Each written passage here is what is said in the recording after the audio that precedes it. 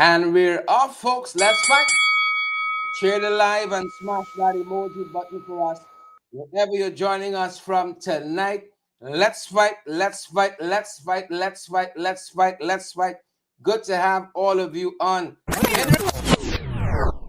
it back one time, folks. Thank you very much. Please and thank you. Wherever you're joining us from, great to have all of you here with us. Share that live for us. Smash that emoji button, folks. So that others, we're not but the likes and shares suffice that others are able to benefit from the broadcast. Great to have all of you here, folks. We hope you had a good weekend. We're out, folks. It's Monday, January 13th, not Friday the 13th, Monday the 13th. So with that said, we hope that you guys have had a good weekend. Hope that you guys have had a good weekend. Pay some power, folks. We're in that electoral season, and things are now heating up. A little steam coming to the fore. Abida Monroe, Marlon Thomas, Deborah Pearson. A little something is rising up, emanating. Everett Small says, watching from Plainfield, New Jersey. Good to have you on with us, and ring the bell one time for all the folks joining us from Jersey. Guys, I'm happy to have all of you here. It's another day, another night. Good to have all of you in the broadcast from this morning.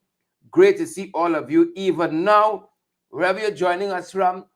Pace and power and pace. 'Tis the season, folks.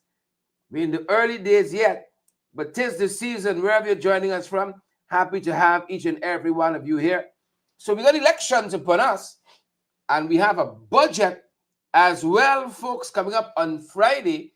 So it's an election budget. We married it to, it's an election budget. Whatever is coming in, trills and frills. Hopefully no shrills. Hopefully none of that. But we're happy to have all of you guys here with us. We got the fight card set. Couple things we wish to draw to your attention this evening. Those of you who could be joining us, our brothers from the Working People's Alliance. So many alliances in this thing, you know. Working People's Alliance, our brothers from the Working People's Alliance, they had a press conference today. A couple of things came out of that. Pertinent, substantive, important came out of that press today, folks.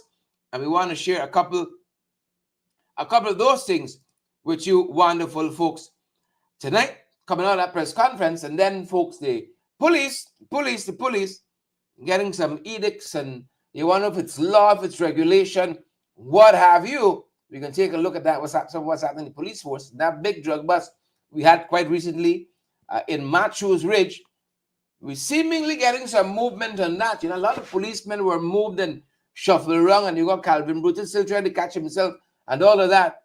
We got an update on that huge drug bust. And then we got lots of other things happening, folks. Lots of other things happening. What's most important to us is that you wonderful folks, you are here with us. And we want to get a move on. We want to get a move on, good folks. We want to get a move on. The open up, your election season, and we got budget season as well. 'Tis the season, folks. 'Tis the season. Budget, it's being read on Friday. And especially if you're at home here in Guyana, you will want to know how this is going to impact your life. You know, you're going to want to know that. It's interesting because Sabbath News had its usual Monday article on how the cost of living affecting you, affecting a lot of people. The cost of living, affecting a lot of folks. So the Working People's Alliance, WPA, had its press conference today, and Dr. David Hines laid out some of the party's expectation for budget 2025. Take a look and take a listen. I'm eager to see you guys on the other side of it. Some of what Dr. Hines said today in the WPA's press conference. As the country awaits the reading and debate of Guyana's 2025 national budget, WPA feels it is opportune to raise what we consider to be some serious attendant issues. The first issue relates to the fact that this year's budget is more likely than not to be a typical election year budget. In that regard, it would not be surprising if the government's budget prioritizes, if what the government budget prioritizes are in line with the PPP's intention to remain in government at all costs. In fact, given the focus of previous budgets by the current government, WPA fears that this 2025 budget would continue the government's stated view that its budgets are an extension of the PPP's election manifesto. While WPA fully understands the temptation to use the national budget as an electioneering tool, we warn that any budget which is driven solely or largely by partisan considerations cannot be considered national in nature. In fact, WPA thinks that one of the impediments to socio-economic development since the coming of oil has been the tendency of the government to treat the country's resources as its partisan property, and the management of those resources as the purview of the government and the government alone. This brings us to the second issue we wish to highlight today, and that is the lack of broad-based consultation and input into the preparation of the budget. According to Vice President Jack Dew, the government held consultations with communities. WPA asked when and where were these consultations held? Were these consultations publicly announced? Which government agency or agencies facilitated these consultations? Were the parliamentary opposition parties consulted? Were civil society organizations, in particular trade unions, consulted? WPA notes a recent Kaitro News report. I'm jumping ahead of myself here. The third issue WPA wishes to raise takes us into what we would be looking for in the budget. We do not wish to pass judgment on a budget which we have not read or studied, but there are areas which we intend to pay close attention to. WPA has noted the government's emphasis on infrastructural spending in previous budgets. While we welcome spending in this area, we feel the government has overdone it. There needs to be a more balanced spending approach which reflects multiple priorities and an integrated outlook for the economy. Towards this end, WPA hopes the government reduces the emphasis on infrastructure and spread the spending allocations more equally across the critical areas of the economy. One such area is poverty alleviation. As is well known, this is an area which the WPA has prioritized as a central plank of our country's developmental trajectory. With a projected poverty rate of approximately 48%, based on a poverty line of $5.50 US, Guyana ranks among countries with the highest rate in Latin America and the Caribbean. While this represents a slight decline over the last decade, WPA feels that this decline could have been more robust had the government systematically prioritized it. We have had cause after each budget to bemoan the government haphazard, lackadaisical approach to this issue.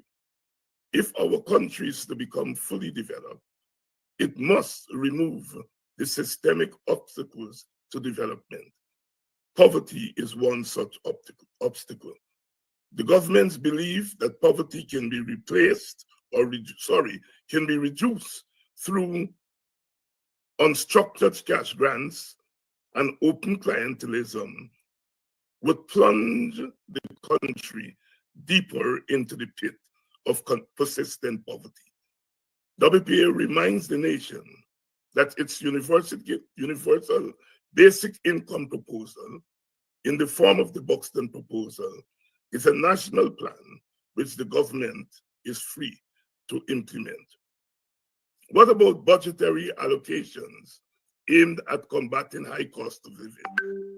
While the government has argued that in previous budgets, it put in place measures to help citizens deal with this existential problem, WPA asks whether those in charge have done any serious review of these measures to determine their impact. From everything we have seen, citizens have to have a hard time combating the cost of living. This problem needs more robust and pointed government intervention. We would be paying close attention to how the budget deals with this issue. Relatedly, a lot has been said about the government's wages policy or lack thereof. WPA has in the past taken the government to task on this issue. We are yet to discern any clear policy on the part of the government. For example, what outcomes are the government pursuing when it considers the issue of wages in the public sector? WPA is not impressed by the meager increases which the government has shoved down the throat of workers more often than not without any negotiations with the unions. In that regard, WPA will be paying close attention to how the budget addresses this issue. We are on record as supporting a minimum wage of. Yeah, that's just some of what the Working People's Alliance, the WPA, said today in that press conference, and the press conference in its entirety is available on CAM's TV page, CAM TV's Facebook page, and you are free to watch that on demand. We're coming on and we spotted this photograph with Irfan Ali and a lovely young lady. I'll tell you a little bit about her in a quick minute. This is the EXIM Bank president. The EXIM Bank. This is EXIM Bank of the United States, because you have a lot of EXIM banks. EXIM Bank of the U.S. Its president, Retta Joe Lewis, meeting with President Irfan Ali over the weekend. As you know, they came to sign that multi-billion-dollar contract for the gas to energy project. And this is the U.S. EXIM Bank, because you know, if this was the Guyana EXIM Bank, Ritero, just like the Chief Justice, just like the Chancellor of the Judiciary, she would have been still waiting to be appointed. she would have had an acting appointment for 7+ years, like the acting Chief Justice and the acting Chancellor of the Judiciary. So we're just happy, you know, we're just happy she's not in this system. Joe Lewis, you understand what's happening in this country? Joe Lewis, understand what's happening here? You know, we saw the leader of the License Change, Nigel Hughes, put out some information and confirmed for us that the acting chancellor, the acting chief justice, they've been at it in the judiciary, senior judges in the system a long time. These ladies each have been justices, judges, over 20 years apiece. Retta Joe Lewis, thank you, Lucky Stars. You're out of the system. You want to get where you've gotten to. You would not have. You would not have. You see, these are people who value people who got skill and knowledge and so on. It's not fully loyal to politically. So thankfully, you got organizations like this still. So thankful you're here with us. The GTNT.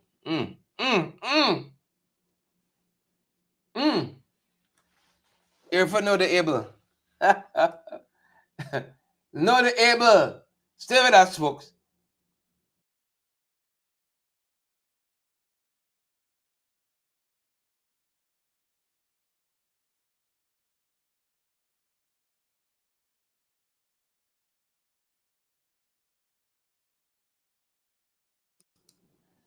Apologies here. Again, President of the U.S. EXIM Bank meeting with President Irfan Ali, and this is again Retta Julia.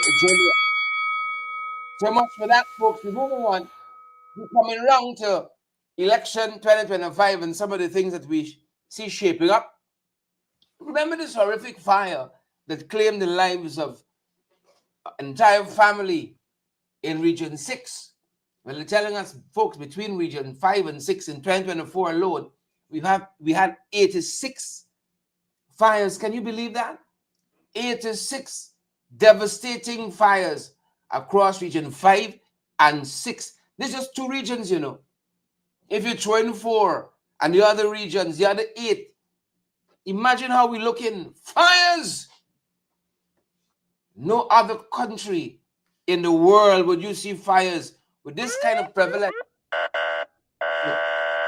Only here, folks. Only here. Well, we hope, them guys go out there and they work hard at it this year. Prevention. Please, don't let's just limit it to Fire Prevention Week. But let it be every week of the year. Fire prevention. Folks, safety first. Please and thank you. Safety first.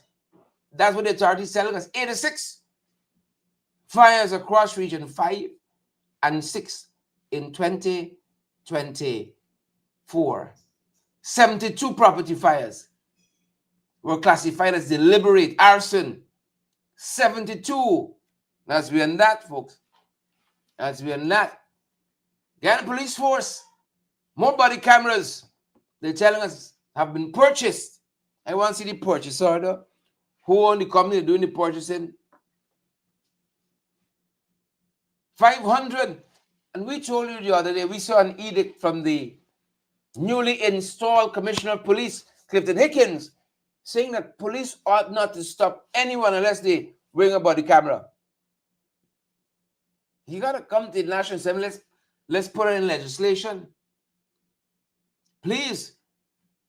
Can't just wake up one day and say this is the law. Come on, folks. This is not the kind of country we're living in. So they've acquired 500 additional body cameras, bringing its total to 800. And watch for the story. So if they walk in, the battery finished, we didn't replace the battery. You watch for it. So they're going to do some more procurement. We love to see things moving forward. This is what you call progress. One time people thought the earth was flat. If you walk too far out, you're going to fall off. It's called progress, more knowledge. You move things along. NASA. One time we didn't have no harbor bridge. The next time we had one. It's called progress, folks. Right? But we want to hear excuses. Please and thank you. We don't want to hear no excuses. It didn't walk in. It didn't calibrate. It didn't calibrate. What have you? You all know the whole lot of it. Congrats to the Guyana Police Force and the body cameras. Then you can hear the guy shooting. We didn't see. You had an assault. It didn't turn on yet. It is now heating up. But we want to wish those folks well. Stop pelting people. Stop pelting people. Man was passed before the courts, fined for pelting a woman. This says he woman. Ecliff Caravan, 50 years young, a mason from the city here. He's fined $50,000 and given 3 months in prison for pelting a woman with a brick during a confrontation on January 9th. Just pelt the woman. He pleaded guilty, admitting that he retaliated after the woman first threw a brick at him. That's what he says. The incident occurred in the woman's yard where he had been warned not to enter. Folks, if people tell you, don't come in with yard, and you trespass, you lucky you make it out with your life. Some countries, you got something called a stand your ground.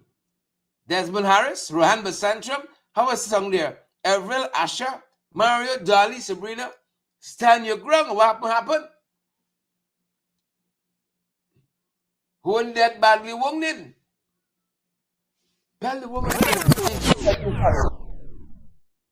He had been warned, do not enter my yard. The woman sustained a swollen eye from the assault and expressed fear for her safety, citing that Mr. Caravan's history of abusive behavior. Magistrate Fabio Azor noted the severity of the injury, but it said the magistrate considered the provocation and Caravan's lack of prior offense when delivering the sentence. 50,000 fine, 3 months. Catch yourself and move on. We did talk with the police earlier, didn't we? Did we? I think so. Yes, yeah. It's coming back to me now. We did talk with the police earlier, right? And the cocaine bus in Matthews Ridge, you all remember that? Here's where my father met my mother. Now the cocaine bus, Matthews Ridge. Talking the whole family story now. But folks, you all can remember when Hickens and others weren't even told about this operation here. The Americans worked with local authorities, leaving some people out in the loop who they thought, you know, the little licky, they want the boys get heads up. But see, when they got there, the men saw them coming and ran in the bush. 4.4 tons, folks, of cocaine. 4.4 tons. One thing, build the bus in this country. The money bus in the owner. Bernadette, Joy, Deborah, Sing, Jamal, Kirk, Joan, Debbie, Caroline, Sweet Caroline. You already more, the bigger the bus. It's more cocaine than the owner. Whatever happened to Pragnice that they get hold with cocaine at Cherry Jacket International was sent for a psych evaluation. She's home still, apparently.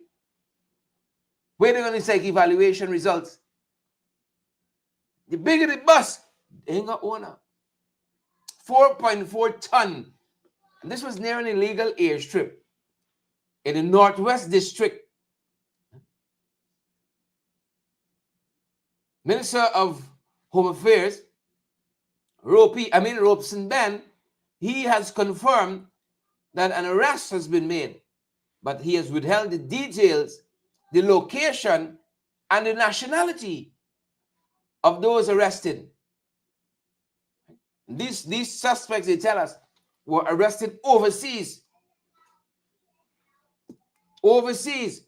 But again, did not disclose any details on where overseas the arrest happened or the nationality of those who were apprehended. Yep. State secrets. State secrets. Probably pumping those folks for more information. Americans do it differently, you know. Americans do it differently. Carry them to Guantanamo Bay, waterboard them. You know, like this. Who is doing what? So we're following this, good folks. This is one we're following. It's one we're following. 4.4 tons. Tons. Folks, this is season. Election season is upon us. Yes? It is upon us. And these trumped up, bogus charges. Who's sharing their lives tonight? In the election fraud case, they said it's going to proceed now summarily. That's the update on it. Starting it back from the beginning. This is according to acting chief magistrate Faith Magusti she ruled recently that the cases will be tried summarily to expedite justice and to address public interest concerns as well. She said this bypasses a High Court trial, which would require preliminary inquiry to assess the evidence. The magistrate stressed that the move aims to prevent further delays in these long pending cases. So we're getting some movement.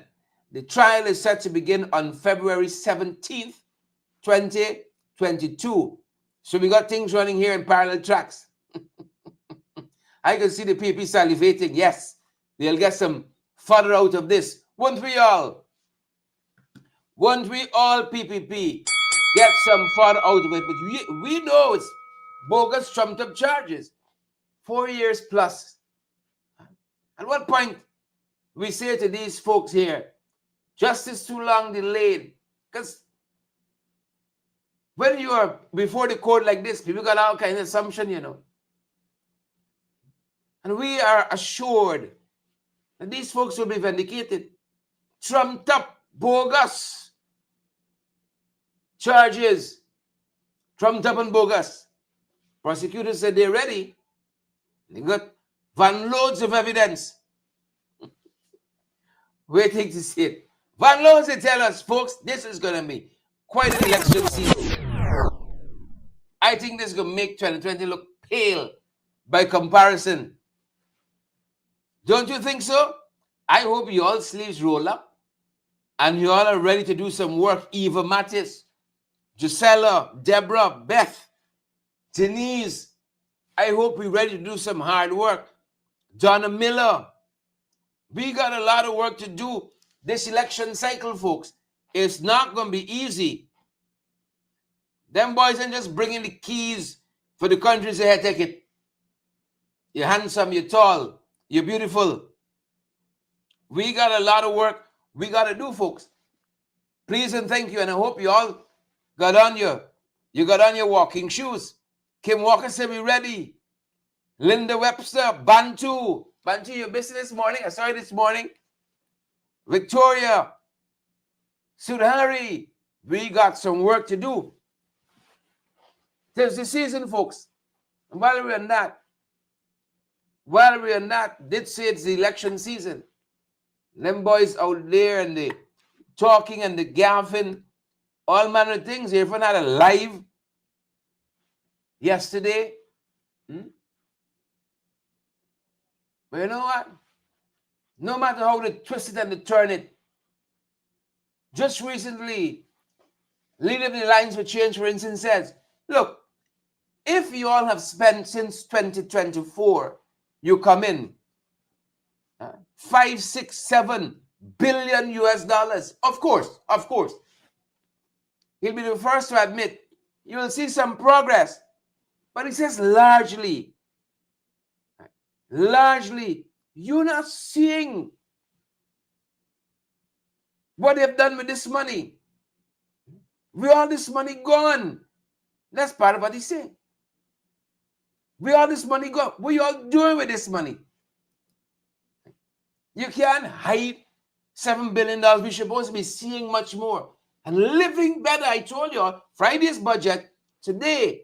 Sabbath News has that how their cost of living affecting you article. Things tight for everybody. Listen to some of what Mr. Hughes said recently. Since December 2019, Guyana has been the recipient of $5 billion from oil revenue. Leader of the Alliance for Change, Nigel Hughes, told the press conference on Friday that anyone in receipt of such a sum should have a development plan. You have to have an overall development plan. You want to have a short, medium, and long-term plan.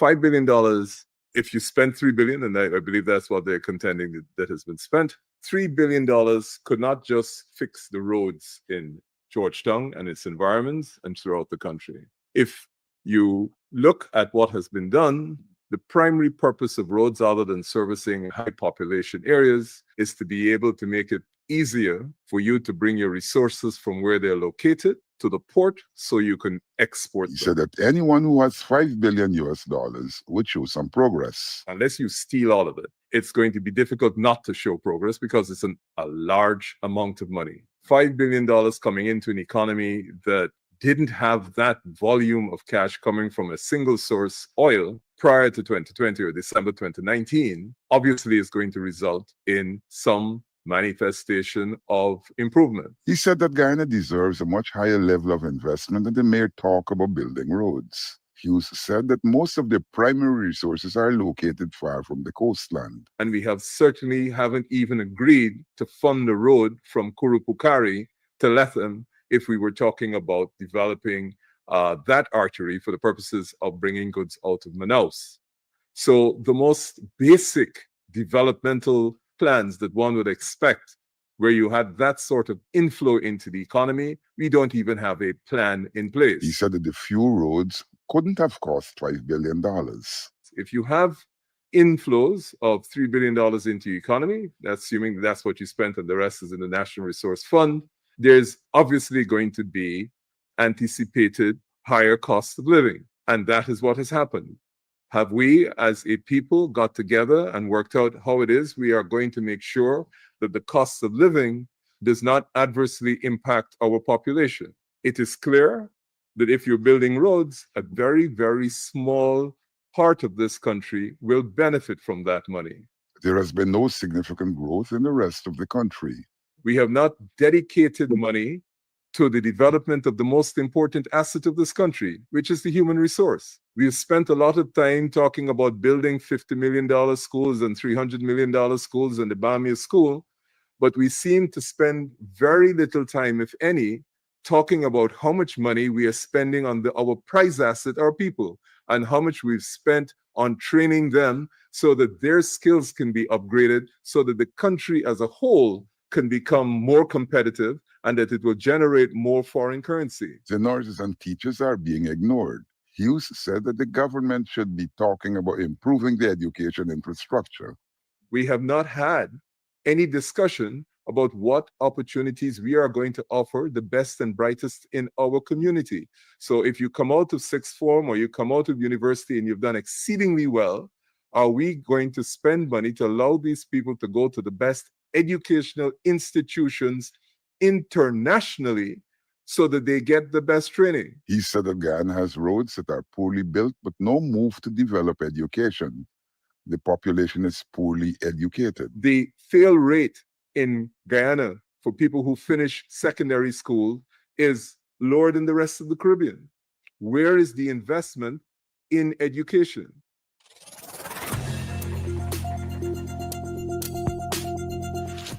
Yep. That's some of what Leader of the Alliance for Change, Nigel Hughes, said.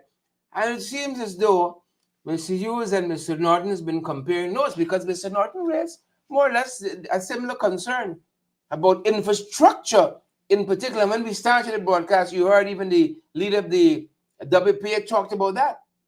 Infrastructure is important, but an over-insistence, right, on that developing infrastructure as against or to the detriment of other areas of your society, you got to be worrying. Here is the leader of the PNCR, Mr. Norton, raising this issue of the amount of money spent in infrastructure. And not only the amount of money spent in it, the quality of that infrastructure. Just this afternoon, we saw Mr. Francis Bailey pointing out some of the poor work being done on our roads in this country. Take a listen to what Mr. Norton said recently on the subject matter. The size of the infrastructure budget is being questioned in light of the fact that such a budget is being pursued in the face of the quality of life of the people. This comment was made by Opposition Leader Aubrey Norton at a recent press conference. Clearly, Guyana does not have the capacity to do the amount of projects that were stated in the last budget. You see towards the end of the year, they're just giving out money because there is a lack of capacity. You see them digging up roads that were properly done to redo them to be able to spend the money. The government allocated almost $700 billion in the 2024 budget to put infrastructure work. Many of the projects never got underway and more than a few have stalled. And so the problem is wastage. The problem is the lack of the human resource capability to complete a $666 billion infrastructure budget. And then when you look around the country and see the quality of work, you know clearly that it is poor quality and that there is waste. He said that the collapse of the poles in South Rheinfeldt was symptomatic of the problem to deliver quality work. He said that the criticism of the quality of work has always been an issue. He recalled the wharf floating away at Charity Pomeroon. Are we going to go down the road again with a budget in which we lack the human resource and institutional capability to implement? If we're going to do that, then again, they will have areas that we will have to cut. But until we see the budget, we will not be able to make those pronouncements.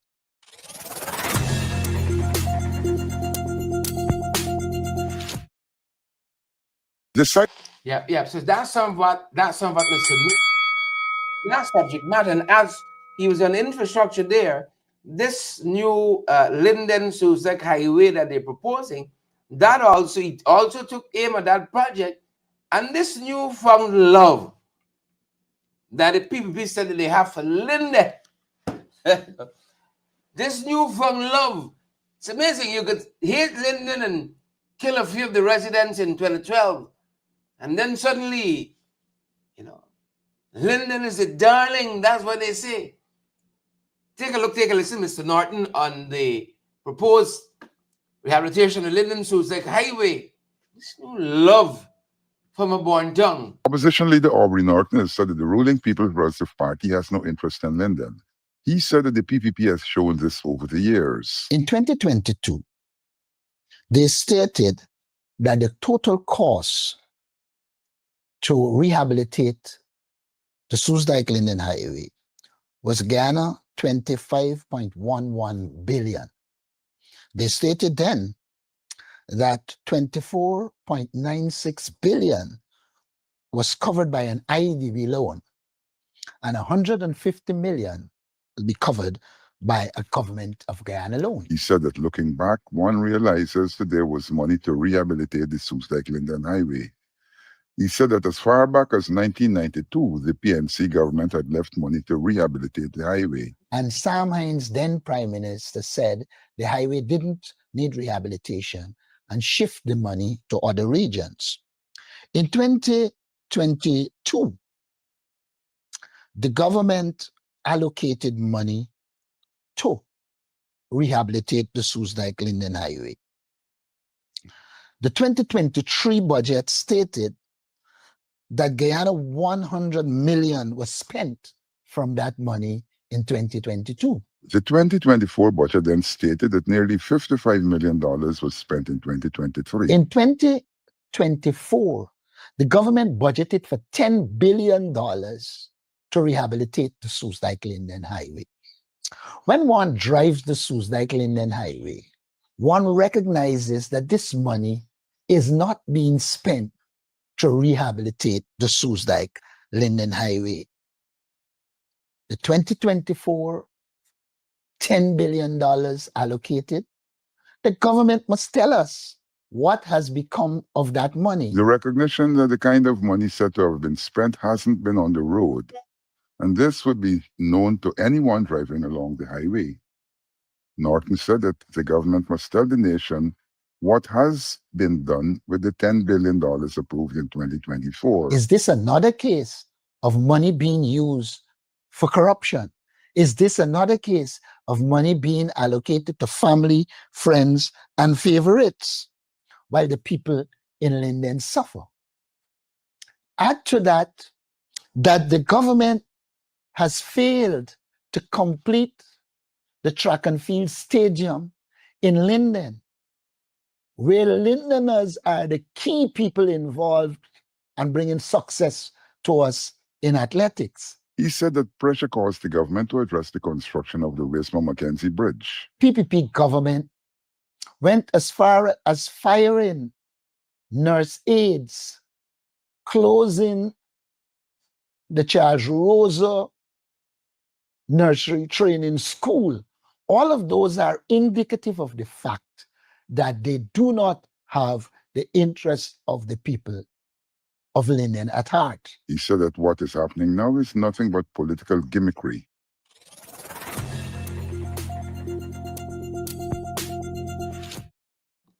Yep, that's what Mr. Norton said, folks. And I did tell you that the political season in Guyana is heating up. It's heating up. You all got to brace yourselves. We in for a ride over the next 11 months, 11 and a half, because we mid-month already into January. 11 and a half months. It's going to be a rough ride getting to the general and regional elections. And even after that, because when the incumbents are put on the outside of power, I would already tell you, we're going to make 2020 look like nothing. We're going to make 2020 look like nothing already. The election dashboard shaping up, folks. It's shaping up. It's shaping up. And that's why you see Ali last weekend, he was out there talking about bauxite and forestry. This weekend, he was out there talking about investments and jobs. And then you see him trying something with TikTok, trying to copy Glenn Lal thing. He wants to talk directly to TikTok. Folks, I'm telling you, the political season is heating up. This week, if memory serves me correctly, the coalition, the opposition parties, the joint opposition parties should be meeting on a possible coalition 2.0. Will it happen? Will it happen? Are we holding our breaths for that? Elise Williams, Jamal, Nyan, Deborah, Marlon Thomas. Will it happen? And that's the other three there. Mr. Norton, Mr. Hughes, and Dr. Hines, and the other parties on the UPNU, they're supposed to be meeting this week. So we got our ears to the wall with the glass, trying to hear what's coming. Folks, I'm telling you, things forming up. Things are forming up. And then we got ANU. Haven't heard much out of them in terms of their posturings. Haven't seen anything as yet. Their posturings for election 2025, I'm certain. But Dr. Mark France, now at the helm there, as leader of the new and united Guyana party, I'm certain they're going to have a couple of things to say. They're the last man standing from the last batch of new parties that ran out in 2020. Dr. France and ANU, they're the last man standing. Ruel's party obliterated. Anything he touched seemed to just, the Midas touches the nothing to gold, right? What's the opposite? When everything it touches, it's just disintegrate. What's the opposite? What is the opposite of the Midas touch? And TCI and HUI and TNM and LBJ and Liberty and Justice, we have to Schumann. The thing forming up, folks. It's heating up. So you got ANU with Dr. Mark France at the helm now. And then over the weekend, we learned that Mr. Nigel London threw his hat into the race. Threw his hat into the race. He said the people's movement want me. So he has come full. He and Chinkson, he has come full. He said the people want me. That's what he says. The people in Linden, and he seeks to be aiming to unseat German Figuera. We watch these are all things we're watching, All these things we're watching. You know what? Here's some of what Mr. London said over the weekend, and then we're gonna fill in the blanks with some of the other things. Now we know it's heating up, folks. It's heating up. It's heating up. It's heating up. It's heating up. Here's some of what Mr. London said over the weekend when he threw his hat into the 2025 race. Take a listen. And based on their request, at least give them an opportunity to be represented. If they choose not to have the people's movement or me representing the House of Assembly, so be it. But they cannot say they never said, based on their requests, that I'm willing to serve in that capacity. So Figueroa will know from me from today that I will launch a political, meaning governmental, or act of governance campaign This is to show breaking him, news. This is breaking news. to show him. I promise you that if it happens, I'll say this here first. Thank you. The people's movement, led by me, will officially, as of this moment, launch a campaign based on the request of many people at home and abroad to demonstrate to the likes of Figueroa and Norton how you function in reference to a political environment that is. Yep. So that's some of what Mr. London said over the weekend. He's going to show Figueroa. He's going to show Norton. So, folks, let's fight. Let's fight. Let's fight. Let's fight. Let's fight. So that is Mr. London there officially tossing his hat into the ring. All right. And then we got the TikTokers. We got the TikTokers putting their hat into the race too, led by Mr. Derwin Best. And this is the Vigilant for Guyana. This is the VNG. Over the weekend, they put out what is shaping up to be a slate. Several persons, whether it's Rondell Jilks, whether it's Antonio Ahmad, whether it's Mr. Swarwan Scarce.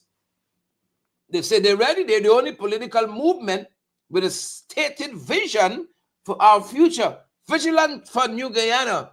I'm a coalition man. I wish them the best. I wish them the best. And, you know, the guys put this huge question mark here because they said, Sherod, because some things we know. This is not the end. This is not it. How many parties we had in 2020? We had about 700. Right? We had a lot. You heard Glenlal. I haven't heard it officially. So Glenlal might be doing something. And then we heard, you know, a lot of talk of the tongue, folks, since the year has started. It's just a week old, 2 weeks old. Ansruddin Muhammad, haven't heard him say anything officially as yet. So we've kept him off of this dashboard for now. And then I heard my big sister, Simona Brooms, I heard by the grapevine, might be doing something as well. We might see something coming out of Simona Brooms. I don't know. I'm just saying it is alleged. It is alleged. Folks, what I'm so happy and confident that we're going to have a front row seat to all of it. We're going to have a front. So that's a big question mark. Ansruddin, question mark. Glenlal, question mark. Simona Brooms, question mark. And who else? You might got a couple other folks we haven't even considered as yet. You always got to leave room for surprise. That's what they say. We always got to leave some room for surprises. So that is how the board is shaping up. That is how the board is shaping up, folks. But you know, Ralph Ramkaran from Saarbrück News, he's a lawyer par excellence, senior counsel. Ralph Ramkaran, he's also a columnist, author, thinker, influencer, the whole gamut. Bright fellow, big and bright. He had some thoughts in his column in Saarbrück News over the weekend on whether or not we head into another coalition. And he said something very, very important. These newer parties, I was going to say smaller parties, but let's go for newer parties. Because I don't want anybody to think it's an affront. I'm trying to slight and say, oh, them small parties. The newer parties ought to bear in mind. Ought to bear in mind. Folks, this ain't going to be no walk in the park, you know. So here's some of what Mr. Ralph Ramkaran, said over the weekend. I've already showed you folks how the board shaping up. 2025, November, that was the month that they kind of skirted to tease you. That's how it's shaping up. And here's some of what Mr. Ramkaran said over the weekend in that Conversation 3 article. He said this is on the coalition he's talking about. Is there an opposition coalition in the works? Or is AFC going to run by themselves? Is PNCR going to run by themselves? Is ANUG? Where are we? He's talking coalition politics here. From 2020, from 2011, it's with the glasses.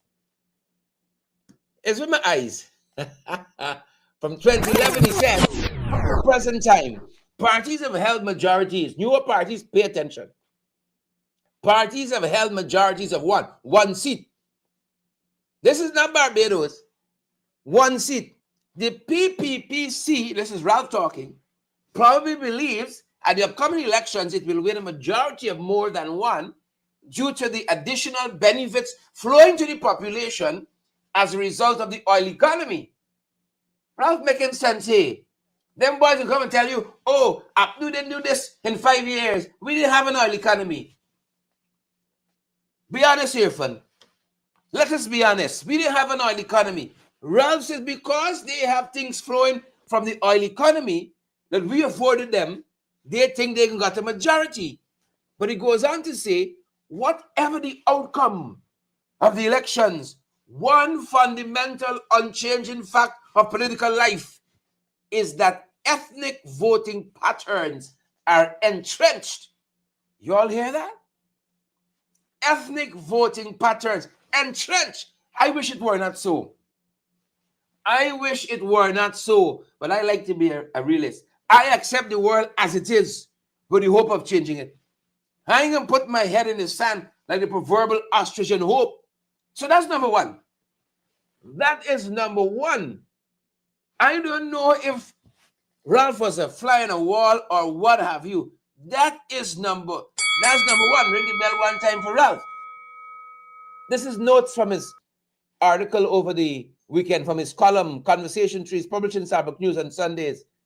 I think you gotta buy the papers online or the physical paper to be able to read it. Though some of y'all don't think, some of y'all don't think Ralph is a man worth his weight as a columnist. Not the Judas over there, the side, the Chronicle. Not the Judas over there. Not him. Voting patterns is entrenched. But look what Ralph says next. I don't know if Ralph has been a fly on the wall or what. But he ends his column in this way. He talks about the rifts internal to the coalition, who and like who spirit and tech, who I'm feeling, who or what. He says after the 2020 elections, Ralph know plenty things, and the APNU AFC became the opposition. Strains appear to have continued. Strains.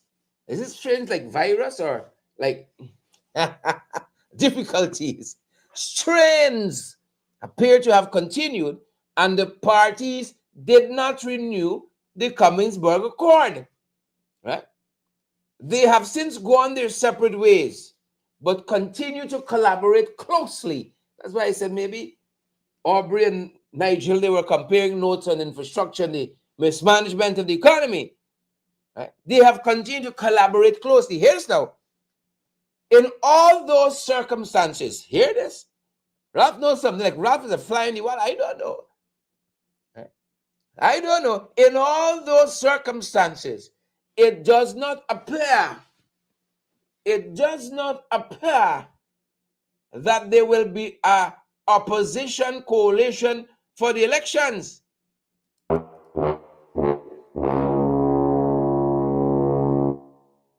Well, that's how my heart feels when I read it.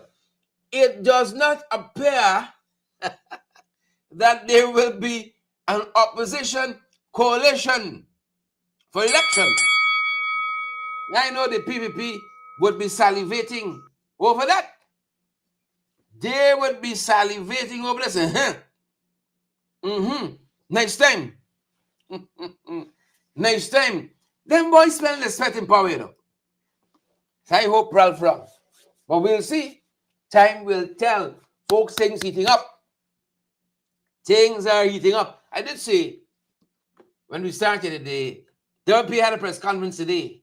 Them boys in government smelling the sweat. Talking to people anyhow. Treating people with disdain. A press conference. Supposed to be something you approach with a certain kind of professionalism. Not here. Suddenly in Jaguar press conference, I'm seeing all kinds of fringe. Some media house I never hear about yet in my life. Local, I ain't talking for it. Huh? Fire, water, huh? Dead wire, scarecrow news, all kinds of news networks, all kinds of media outfits, quote unquote, and they're getting ready to fund some of them this election cycle. They're getting ready to fund some of them as well. But this is what I want to get to. The treatment that some journalists got to endure. I'm surprised more of our journalists don't stand up for their colleagues. I am quite surprised by that. Folks, one day they came for the carpenters. I wasn't a carpenter, so I didn't worry. And next day, Hitler them came for the bus drivers. I wasn't a bus driver, so I didn't too worry. I am quite surprised. Right? And today, the WPA, the Working People's Alliance, responded to some of what took place in the PPP's last press conference, hosted by its General Secretary. Here's a reporter from Kaicho News. Here's what passes for a press conference in this country. Fastest growing economy in the world. Here's what some of what passes. And this is a mild episode. Professional journalists from Kaicho News asking to see some of the studies that were done by the US EXIM Bank. Here the Vice President and General Secretary of the PPP. I have another question. The public is asking for you to publish the environmental and feasibility studies done by the US EXIM Bank. Which public? No, I'm not. Which public asked that? Would Glenlal be able to read this if we publish it? I can. You're willing no, to with everything we publish, the Kaichor News used to make a big issue about, oh, we didn't publish all of these contracts that were signed with the oil company. We published the ones, the permits. We published the ones signed on the APNU. We put all of the environmental permits online. All the agreements that we signed, the large-scale mineral agreements, they complain about that. We put that online. Nothing, absolute nothing. So you want the environmental feasibility study now from Exxon, not Exxon, EXIM Bank. Ask EXIM Bank for it. Ask EXIM Bank. Let Glenlal make a request. They think he's a madman. Yeah, that passes for a press conference in this country. Ask EXIM Bank. Today, the Alliance, the Working People's Alliance, had a response to this. It was so short and so succinct. Only Dr. David Hines could have delivered it. We find Vice President Jack Dio's terse dismissal of the reporter's question on the issue to be a typical but ugly display of official arrogance, telling the reporter to ask EXIM Bank for the documents is out of order. WPA wishes to remind Jack Dio that the people of Guyana did not elect EXIM Bank to run their affairs. Yeah, love it, love it, love it, love it. Love it, love it. Official display of arrogance. And then he ends that response. He said, Guyanese people didn't elect EXIM Bank. They didn't elect EXIM Bank to be stewards of the oil resources in this country. I love it. Classic. If y'all believe you're in there by valid votes, then the people didn't elect EXIM. Or did they? How things are going, you sure? And I believe what Dr. Hines said. They didn't elect them. Did not elect them. Pull it back one time. Folks, thank you guys so much for being here with us tonight. Savage Tish, Joel Ward. Mark, I see your conference there. Mark got a definition for this press conference they had over there. Sparkle and Levy Go, Diane, and all you other folks, Bernadette, Yvette. People didn't elect EXIM Bank. It's you the elect.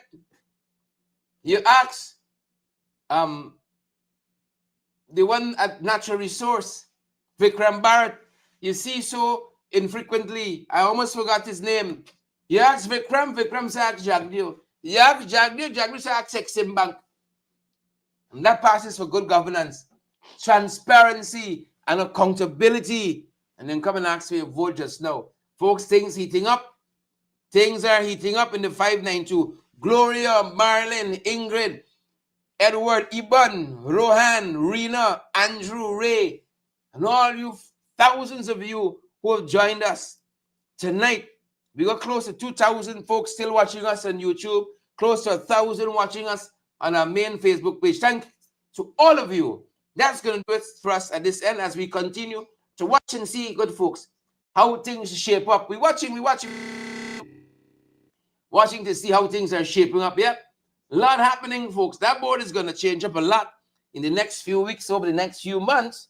And we'll be here, thanks be to God, experiencing all of it with you and in real time. That's our time, folks, this evening. And that's our program. Thanks for joining us. Over and out. Stay safe.